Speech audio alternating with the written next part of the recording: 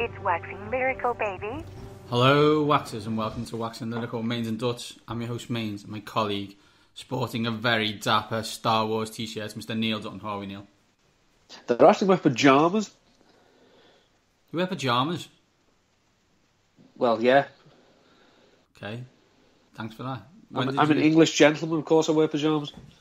When did you become 70? Or was it only old men wore pyjamas? These are ridiculously comfortable.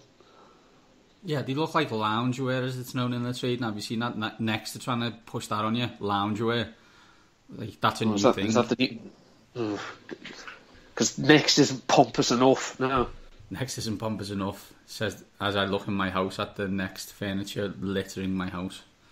I've spent, in my 36 years on God's green earth, I've spent £25 total in Next. That, knowing you for a high percentage of that does not surprise me in any way, shape or form. Yeah. They glare at me when I cross the threshold in Next. They probably do glare at you, don't. I'm not surprised. It's one of many shops, I'm sure. That's because I'm in my pyjamas, though. So. Well, yeah, Neil, it's Super Bowl week. Let's stop talking about you in pyjamas. It's the biggest week of the NFL season. You know, some people are in Houston drinking mimosas outside. You're in Rainford and I'm in Great Yarmouth. Who's laughing now, eh? Exactly, don't exactly. So this week, it's obviously Super Bowl heavy. We're going to cover some NFL news because we find it interesting. Then we're literally going to deep dive into the game, talk about each team, what we think they need to do to win. Then everybody's favourite part of it, look at them prop bets, at what Gatorade someone going to get swilled with, you know, who's going to score touchdowns. And then we're going to look at a kind of team of the week. You can't really get it on DraftKings, but we're going to tell you which players we'd pick in those specific positions. You ready to do this? Absolutely. It's what we're here for. It's why we've lived all those weights. All three of them in our entire life. Absolutely. So news first, Dutton, and it's two GM hires, really. First one is John Lynch, hired as the 49ers GM. I guess the question is, what does that actually mean? Well, basically it means you don't have to be, you don't have to have a background as a scout or a personnel man in any sense to get a GM job. You just have to ring up an incoming coach and say, oh, I'd quite like to do that. And they'll say, you're the guy for me. Is this one of those things, Dutton, where, I mean, I agree with you, obviously, John Lynch hasn't got any of those backgrounds, although, being a Hall of Famer probably helps him know stuff about the NFL. But I look and think, if the Patriots did this, or the Seahawks did this, for example, people would look at it differently than when the 49ers, or like the Browns did it last year with Deepa Dester and Sashi Brown, in that kind of, oh God, this is a dysfunctional franchise, and they've done something else dysfunctional. Insert gags here. Well, I mean, my thinking is, it was before my time of watching it, but I don't know how good a pundit Matt Millen was. I know John, the boy Fox, Lynch, sorry, on Fox is there like the second crew. He's behind Joe and Troy. Personally, think he talks crap. In week 17, he kept saying how surprising it was that Carson Wentz was as athletic as he was, despite the fact everyone who's watched Carson Wentz knows his athleticism was one of the reasons that attracted the Eagles to him. I know he was a fine player, but obviously you don't have to be a scout to know what a good player is, if you've played the game, but it's an odd one. I sometimes wonder, you look at Elway in Denver, and maybe it's not what you know and what you do, it's what you don't do and who you hire, if you know what I mean. Like, he'll know that he doesn't know high school Texas football / SEC, but he'll know him, but he'll surely know someone who does and try and hire those people. I'm not saying it's a great hire, it is random as F, don't get me wrong. I just wonder if, because it's the 49ers, does it get, a little bit of, more laughed at, I guess? Well, the NFL doesn't like people coming from non-traditional backgrounds with non-traditional ideas. Philadelphia Eagles know this more than most with Chip Kelly. It's not how we've done it. Well, ultimately, as I said, the Eagles won so many Super Bowls before Chip Kelly. Ultimately, they didn't win any with him. But if the as we've said, apart from a 4-year stretch with Jim Harbaugh, for the majority of the 21st century, the San Francisco 49ers have been a joke. So what have they got to lose? Exactly. If we move onto a team who haven't been a joke but have struggled in recent years, and that's the Indianapolis Colts. They've got Andrew Luck, but not much else. And due to that, the GM, Ryan Grigson, fell on his sword and got laughed at by every player who's ever played for them. And they have hired Ballard as the coach GM. So I guess the same question is, what does that mean, Dalton? Well, Ballard comes from the Kansas City Chiefs, and we know that that's a very stable organisation. He's, excuse me, I think he's from John Dorsey, so he's, in a way, it's the Green Bay front office tree. So we know that has produced good results in the past, with John Schneider and Dorsey, obviously. So we know that he's not going to panic, and he's going, if he follows those philosophies, he's going to try and build through the draft. The draft has not been kind to the Colts since Andrew Luck, which, the decision to draft him won Grigson Executive of the Year, which is still the participation award, I think, of GMs over the last 15 years. I don't like personally bringing in a GM with no link to the coach, because it means he's going to waste a year if he sucks, and then they're going to bring he's going to get to bring his own guy in. And I mean, personally, I would always hire the coach before the GM, because the coaches say, I'm putting the team out there, I want this guy to go and get me these players. I'd rather not someone say, okay, you're my coach, I've got you this, thanks. But obviously, it's, he didn't want to go to the 49ers. He withdrew from the process.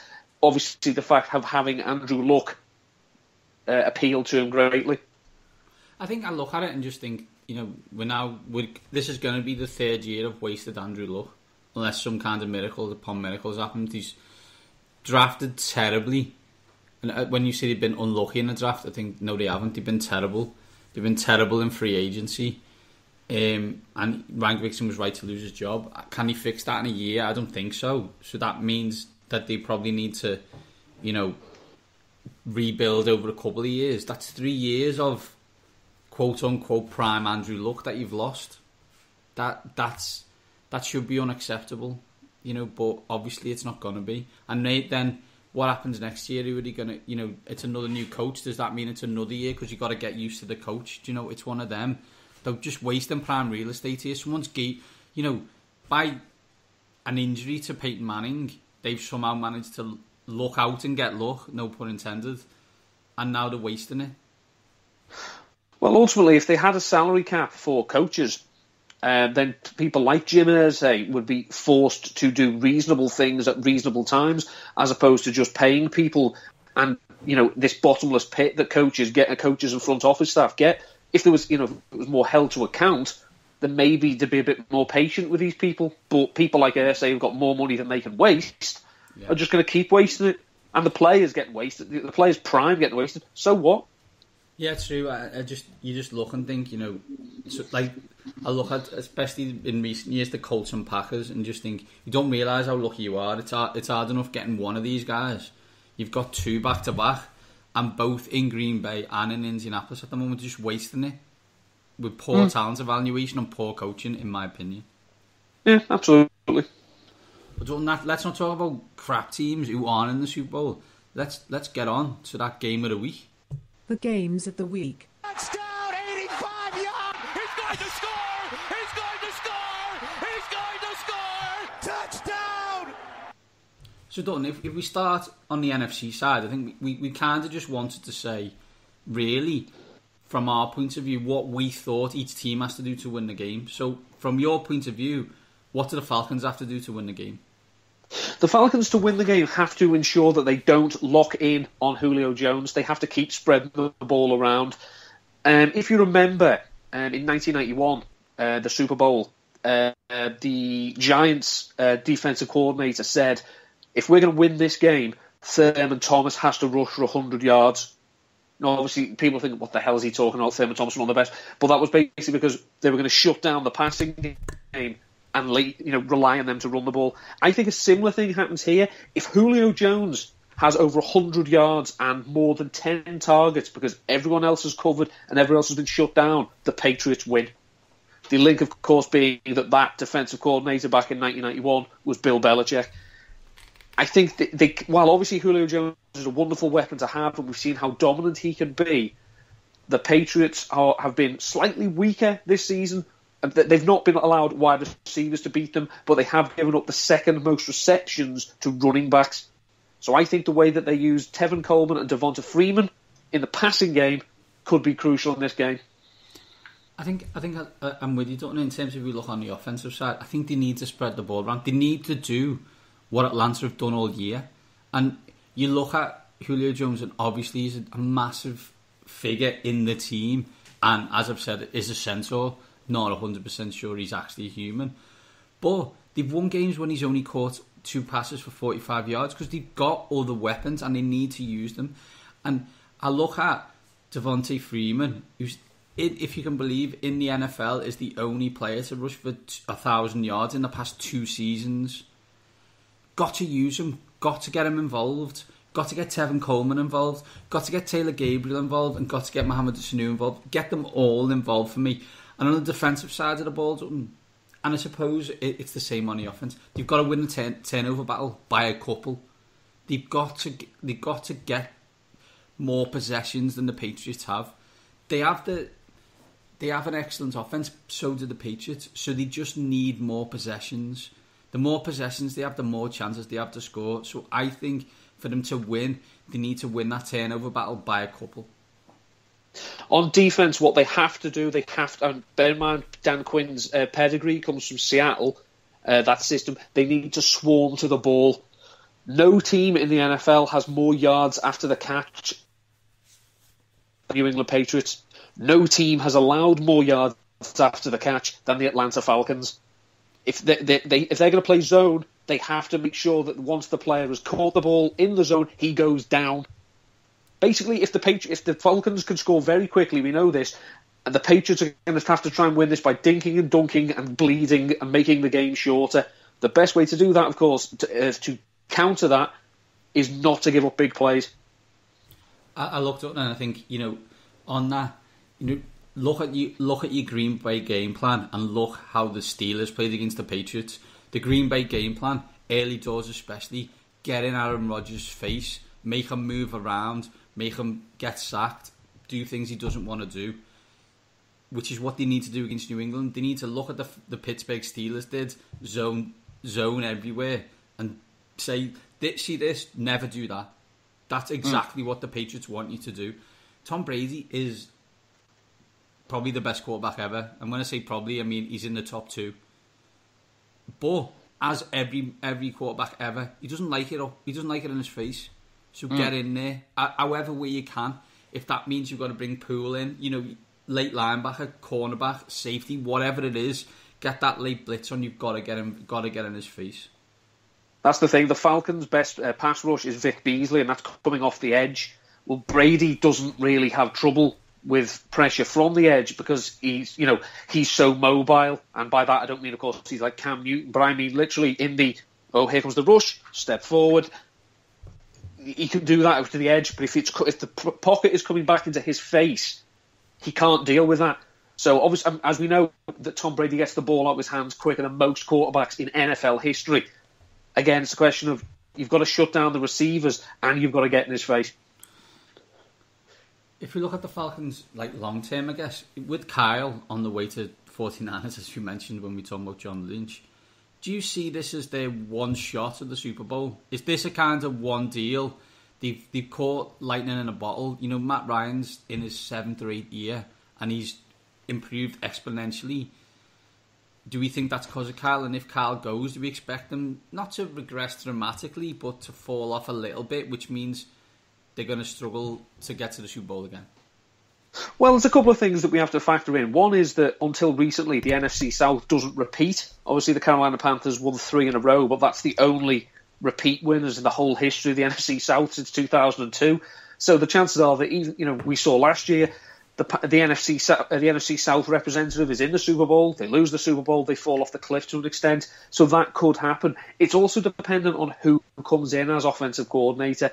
I mean, it's a bit like, say, the coaching tree of Bill Belichick isn't that impressive, but the coaching tree of Mike Shanahan is from this West Coast, and it's evolved to include the zone zone blocking scheme and whatnot. It's really dependent on who they bring in. They've got some good young players, as we say. They've got Matt Ryan, who's still in his prime. I think he could still maintain this level. Julio Jones is a centaur. They've got Devonta Freeman and Tevin Coleman. They've got a great offensive line. If they can improve on defense, there's no reason to suspect, as long as no major changes happen in this offense, they shouldn't be able to compete next year. But losing Shanahan is going to be a blow. I think I look at it and think, losing Shanahan, you're going to get worse on offense. I just think that's a natural thing that's going to occur. It doesn't mean that you're going to be terrible on offense, but you're going to be worse. So if you're going to be worse, you've got to get better on defense. So you've got to improve on defense. They improved towards the second half of the year, but they still conceded a lot of points, and they're not great. And Dan Quinn's got to get them better on that side of the ball. In theory, that's why he's there. He's got to get that defense better, and then that partial drop-off from the offense won't be as dramatic, I guess. Yeah, if you've still got Matt Ryan and Julio Jones, you're still going to have a fighter's chance in any division. Exactly. I guess if we move to the AFC, the question is, what do the Pats have to do to win the game? Well, the Pats just have to play Pats ball. Don't turn the ball over. They're multifaceted, just not as explosive as the Falcons. Obviously, they're not a vertical passing team. Tom Brady doesn't sit back in the pocket, 7-step drop and bombing it downfield. But he processes what is given. He eliminates what's not there. Sorry, I sound like Greg Cassell. He's eliminating what's not there, and he takes what is given to him. And obviously, this then means if Edelman or even Amendola, Malcolm Mitchell, if these people are open, and then he'll give it to them and rely on them to do things after the catch. They also need to run the ball better than they have been doing. I mean, the Falcons have been weak against running backs all season. We've spoken about this most weeks. But it's a question of, is it a LeGarrette Blount type of day, or are we going to go with more Dion Lewis and James White? What they have to do is they can't afford to be predictable. But when have they ever been predictable under Bill Belichick? They just have to make sure. Basically, I don't think their defense, as good as it is, can shut down the Falcons. So they have to limit the amount of time that Matt Ryan is on the field. I think you've nailed it, Dalton. It's about keeping the ball and keeping them off it. And as you said, every game, the Patriots look like a completely different team. And this week, I expect a lot of rushes, early on especially, to limit possessions.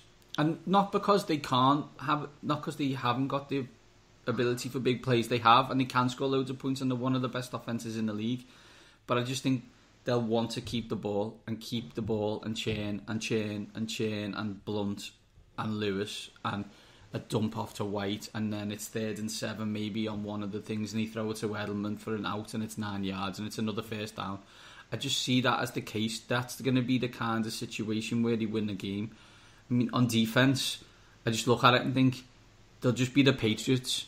So you'll see something that you don't expect to see. The benefit for them is, in my opinion, their best players are in the secondary. The best players are Malcolm Butler and McCourty. Because they're there, that's strength on strength for their thing. What they need, though, is Alan Branch et al. To stop that run. They need them to stop that run. And like we saw when we saw Green Bay against Atlanta, early on first quarter, they had 3 or 4 opportunities on 3rd and long to get off the field, and they didn't do it. And that gave the Atlanta offense a bit of swagger. I don't want to use momentum. It gave them the swagger to feel confident about the plays they were going to run. That game could have been completely different if them first 2, 3, 3rd and 7, 3rd and 8 became 4th and 5 or 4th and 7 and the punting. And that's what the Patriots need to do, is when you've got the opportunity in 3rd and long, you've got to get off the field.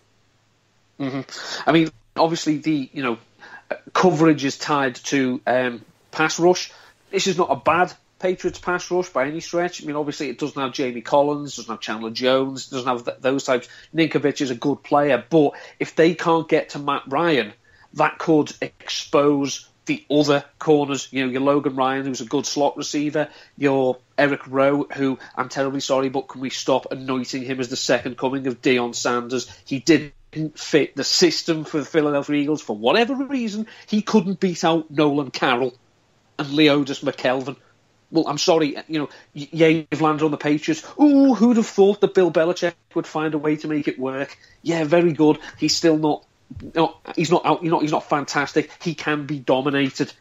And they've got Julio Jones, who I'm pretty certain they're not going to want to have anywhere near Malcolm Butler. So they'll do what we know Shanahan does. He'll get moved around. I just think as well, though, that it's a good Patriots defence, as we know, in terms of points allowed. I'm not entirely certain it's the fastest, whereas I think the Atlanta offense is very, very quick. Yeah, and I think that helps the Falcons that were in a dome. I think that it should benefit them. That one of the factors they've been so good this year and won so many games is they're a dome style team who played a loads of dome games. It's that kind of that secret Peyton Manning and Tom Brady and in the early days Manning always got beat by Brady. Yeah, he did. It was -2 and snowed. I watched every single one of them games. The team didn't know what it was doing. The field was slippy all over the place. They played, get me if I'm wrong, I think the first time they played a playoff game in the Dome in Indianapolis won. Because that team, the team was designed to play like that. Now that has its limitations, I understand that. But if you build a team to win 8 home games, and then especially if you're the Falcons, you got 2 more guaranteed. You got another guaranteed game against the Saints. Tampa Bay's always lovely. We're at 10 games already where you can have a track meet. Okay, you may play against the Patriots in January, or in December, or you may come against Pittsburgh or Philadelphia in the cold and whatever, and you may struggle. Okay, fair enough, but you got to win 12 games. So if you focus on the ones you can win, then you will do. Absolutely.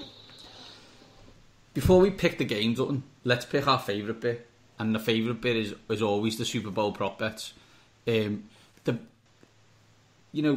a country where you're not allowed to bet, quote unquote, you can bet on absolutely everything in this game, and we picked some of our favourites, and we'll give you our picks on them. Dutton, first one, start of the game. Length of the national anthem is 2 minutes and 9 seconds.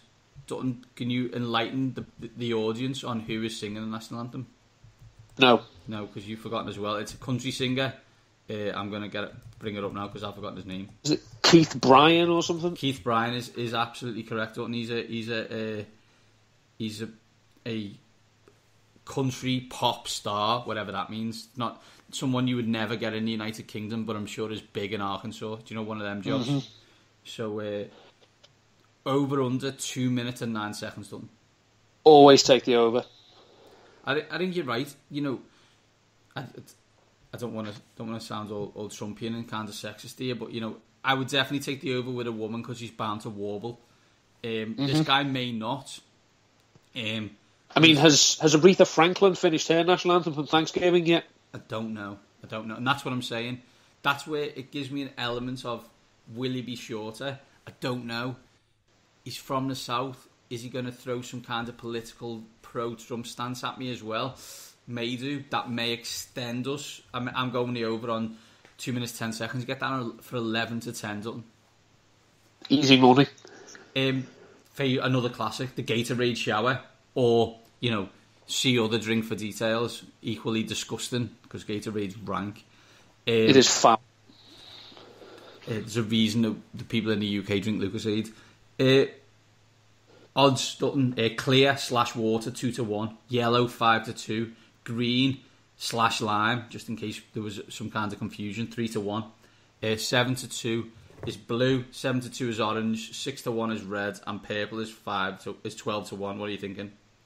I'm thinking orange, although orange is always harder to see because it's an orange bucket. But I just think that in keeping with I don't know where I'm going with that. I'll go with orange. I'm going to go clear water, and I'll tell you why. later on, but it's based on the team that I'd pick and their propensity to be pretty boring. Okay. Halftime show is Lady Gaga, who, let's be brutally honest, smashed the national anthem last year. I thought she was absolutely magnificent. Some songs she may sing. Bad Romance is her first song, is Evens. Born This Way, 7-2. Edge of Glory, 5-1. Poker Face, great name for a song, 8-1. And then, say for example, Paparazzi at 25-1. Any of them take your fancy, Dutton? Well, I do know, and I did see some video footage that Bad Romance was being rehearsed. So I think that's a fairly, that was leaked. Not saying leaked, that was put out on her Twitter feed. So I think that's nailed on to be the first song. But the other ones, The Edge of Glory, it's a Super Bowl. Of course, you're on the Edge of Glory. Poker Face, Bill Belichick's miserable, never gives anything away. Paparazzi, there'll be thousands of them in the ground. I mean, some songs I don't think she'll sing.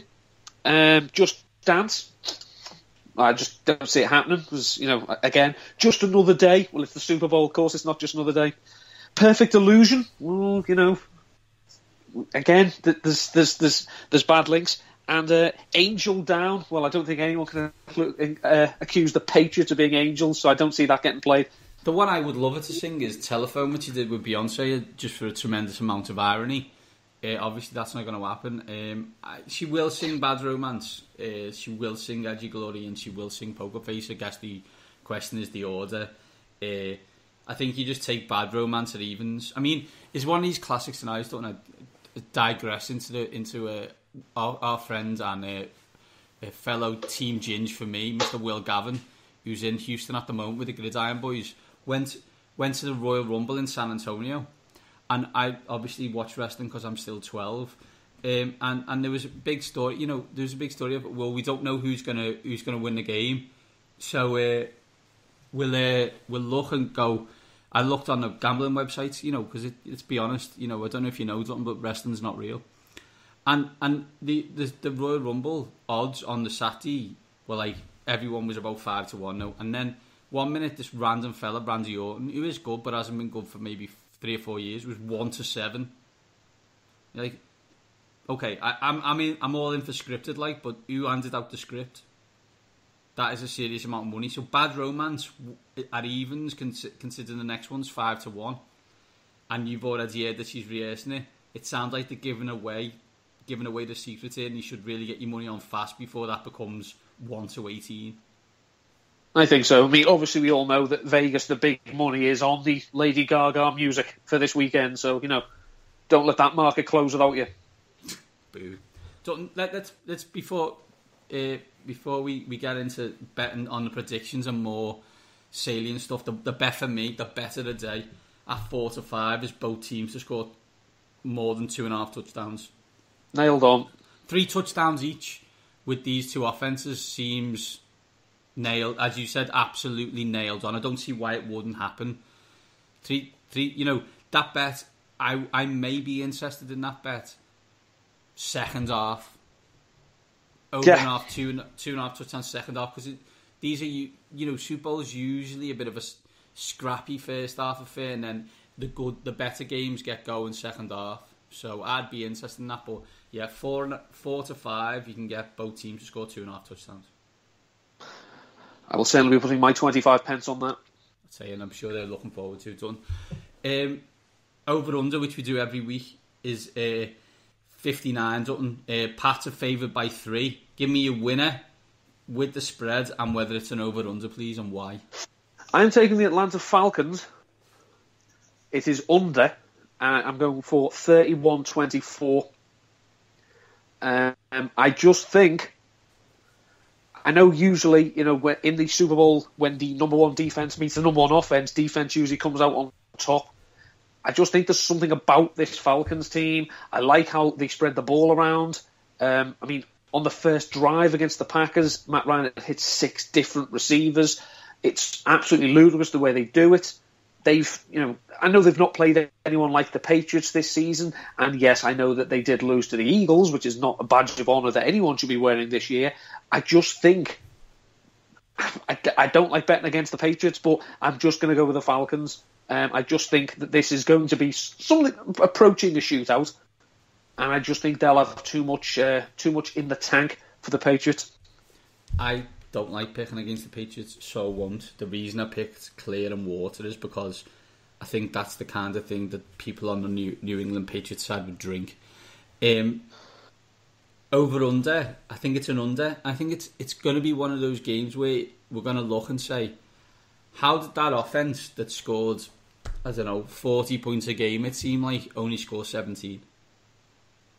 How did that happen? I don't know. I don't know how it will happen. I just think it will. I'm looking 31-17. I imagine the Patriots winning quite comfortably. Obviously, I'd take Pats -3. Dutton, you picked the Falcons. Who would be your MVP then? Well, as I said, I think the key person in this game is Devonta Freeman for how he will be used in the passing game.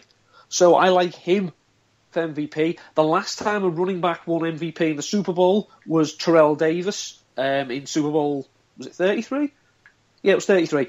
That was following the 1998 season when the Denver Broncos beat the Atlanta Falcons. The Atlanta Falcons, when they should never have played them. No, they should have played Randy Moss, Randall Cunningham, and Chris Carter, and the Minnesota Vikings. See, this is where you just look and think, from my point of view, Tom Brady, if they win, Tom Brady's going to get MVP. He's 5-6. By the way, Devonta Freeman's 33-1. But I think LeGarrette Blount might have a shot at 25-1. I also see that if the Patriots are going to run, as I said, they're going to keep the ball dominate, and you're going to get some. He may not run for 150 yards, but he might get 3 touchdowns. And I wonder how you can keep him away if he's got, 70 yards and 3 touchdowns. How you keep him out the MVP discussion? Yeah, the Jerome Bettis line. Yeah, exactly. I'm not saying he's going to, look at him, he ran for 8 yards a carry. Far from, I'm not saying that at all. What I'm saying is, however, he'll score points. He'll score points. How did he keep it away from him? As we mentioned, there's no DraftKings this week. So I'm interested in looking at the team of the week, just to finish off, and which players you pick in those teams. So if we look at quarterback, who would you have? I'd take Matt Ryan because I think he's going to be passing the ball an awful lot. I think the game plan will dictate that much. So I think, given that, I would take Ryan over Brady because, as you say, I think it's going to be more of a LeGarrette Blount game than a Tom Brady game.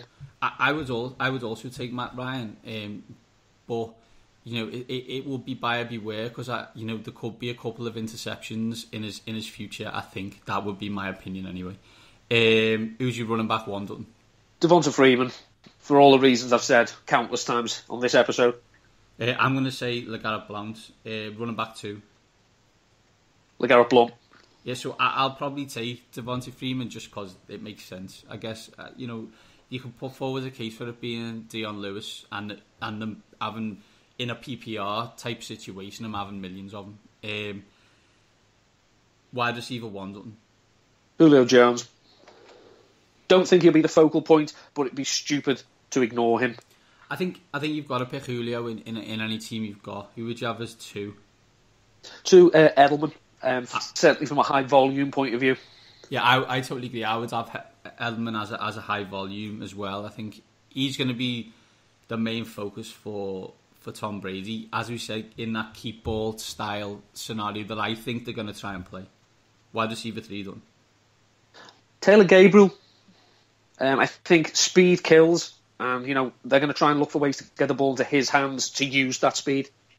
I'm gonna go with Chris Hogan, just so I've got multiple Patriots wide receivers, cover all bases, and you never know. The Patriots could completely surprise us, as they have done often, and lob it. Tight end done. I'll go Martellus Bennett. I like Austin Hooper in this game. I think that they've got some plays that they can use him on, but I just think he's caught more than he has 2 or fewer passes caught in his last 6 games. So I don't see him being a big enough factor. Whereas Martellus Bennett is fairly safe. Yeah, I'm going to pick Martellus Bennett as well. I would like to pick Austin Hooper. I'm with you, Don. I think he's got a bright future in Atlanta. I really do. But as you said, they haven't, with the amount of sharing the ball they've done. I'm going to go with Martellus. Just on a defense, don't know who you're going to pick. Defense, I'm going to take the Falcons because I just think, given that I think they're going to win, I think that the points that the Patriots concede will make them less of an attractive pick. I am going to pick the Patriots. I expect a couple of picks. And maybe a fumble as well, and those are they're the places you get points. And as I said, in a 31-17 game, they're also going to concede less points as well, I guess. So that's it, Dutton. That's a Super Bowl preview. Next week we'll be back. We'll recap, and hopefully we will have seen a fantastic Super Bowl that everyone's enjoyed. Yeah, before the Super Bowl, I'm going to see Miles Jupp in Manchester, so hopefully I'll be back in time for kickoff. Well, I hope you are. The only thing that worries me is that your recent record of getting taxis/transport back from nights out is abysmal. So the thought of you having to walk from Manchester to Liverpool does not fill me with fun. I will be driving, so I'm not trusting to public transport on Super Bowl Sundays. Thank God for that. Well, that's it from us. If you like the show, tweet us, like us on Seek help. On iTunes. Give us a rating. On Twitter, we are the combined at waxing_lyrical. I'm at Mandy7 and Neil is at Ndulton13. Always love the banter, and we'll try and get as many tweets out as we can over Sunday time, especially around those prop bets. Neil, any final thoughts? Enjoy. Yeah, absolutely. This is as Dutton said. This is why we lift all them weights. So enjoy the show, and we'll see you on the other side.